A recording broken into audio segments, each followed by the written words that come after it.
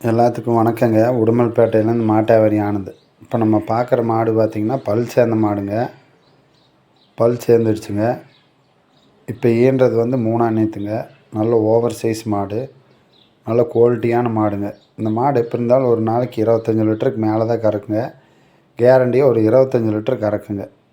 நல்ல ப்ரீடு மாடுங்க. நல்ல ஹெச்எஃப் மாடு, சுழி சுத்தமெல்லாம் நல்லா இருக்குதுங்க. இந்த மாடு சென மாடுங்க. ஈன்றதுக்கு எப்போ இருந்தாலும் இன்னும் ஒரு வாரம் 10 நாள் பிடிக்குங்க. ஒரு 3/4 அடி வந்துருக்குதுங்க.